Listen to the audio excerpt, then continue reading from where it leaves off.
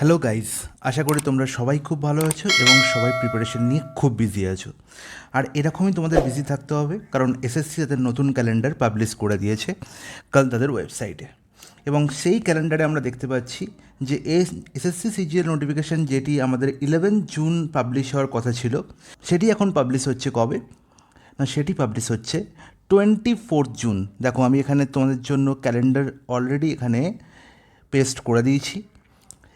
ক্যালেন্ডারের মধ্যে আমরা দেখতে পাচ্ছি ফিফথ কলমে কম্বাইন্ড গ্র্যাজুয়েট লেভেল 2024, এবং যার নোটিফিকেশান আমাদের কাছে আসছে 24 জুন 2024, ঠিক সোমবার। আর এই নোটিফিকেশান আসার পরেই তোমাদের শুরু হয়ে যাবে ফর্ম ফিল আপ। তোমরা অ্যাপ্লিকেশান সাবমিট করতে পারবে ওয়েবসাইটে, এবং সেই অ্যাপ্লিকেশান সাবমিশন চলবে আপ টু 24 জুলাই 2024 অবধি। আর তোমাদের টিয়ার ওয়ান এক্সাম কন্ডাক্ট হবে সেপ্টেম্বর অক্টোবর 2024। তার মানে আশা করছি সেপ্টেম্বরের লাস্ট উইক থেকে তোমাদের এক্সাম স্টার্ট হবে, up to October mid week অবধি তোমাদের এক্সাম চলবে। কারণ অনেকগুলো সিটিংয়ে তোমাদের এক্সাম কন্ডাক্ট করানো হয়, কারণ হিউজ অ্যাপ্লিকেন্ট এই পরীক্ষার জন্য অ্যাপ্লাই করে থাকে। তো আমরা এই কম্বাইন্ড গ্র্যাজুয়েট লেভেল এক্সামিনেশন মানে সিজিএল যে এক্সাম বলে থাকি, যে পরীক্ষা আমিও ক্র্যাক করেছি এবং যে পরীক্ষা ক্র্যাক করে আমি আজকে ইনকাম ট্যাক্স অফ ইন্ডিয়ায় সার্ভিস করছি। তো তোমরাও যদি এই পরীক্ষা ক্র্যাক করতে চাও তো অবশ্যই আজ থেকেই প্রিপারেশন স্টার্ট করো, কারণ আমাদের হাতে আর বেশি টাইম নেই। এই যে 2 থেকে 3 মাস তোমরা এমন প্র্যাকটিস করো যাতে তোমাদের কেউ বিট করতে না পারে। তো এর পাশাপাশি এই যে ক্যালেন্ডার দেখতে পাচ্ছি, এই ক্যালেন্ডারে আরও কয়েকটি নোটিফিকেশান তোমাদের জন্য আসতে চলেছে।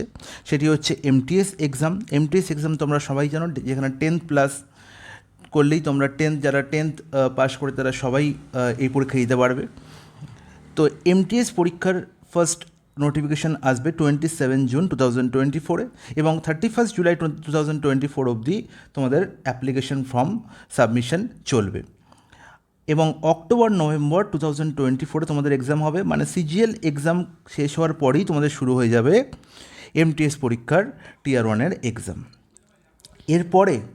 এরপরে আমরা দেখতে পাচ্ছি স্টেনোগ্রাফার এক্সামেরও শিডিউল দিয়ে দিয়েছে, এবং তার সঙ্গে জুনিয়র হিন্দি ট্রান্সলেটর এবং কনস্টেবল জিডি এক্সামেরও নোটিফিকেশান কবে আসবে সেটাও পাবলিশ করে দিয়েছে এসএসসি।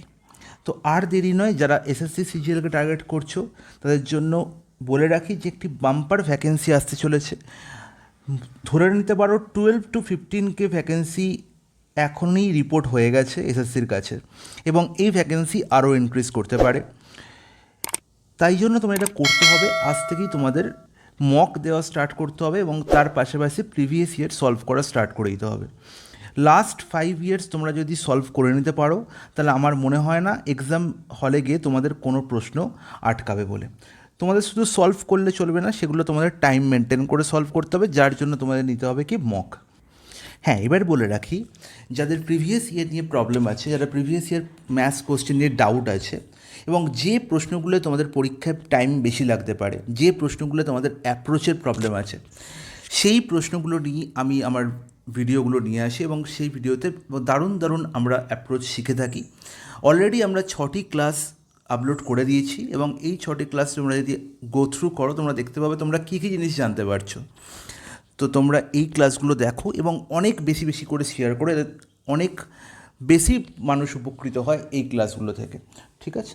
তো গাইস, আজকের ক্লাস আমরা এখানেই শেষ করছি, আজকের ভিডিও আমরা এখানেই শেষ করছি। নেক্সট ভিডিওতে আমরা আবার একটি প্র্যাকটিস ক্লাস নিয়ে আসবো, যেখানে আমরা প্রিভিয়াস ইয়ারের কোশ্চেন্স নিয়ে আলোচনা করব।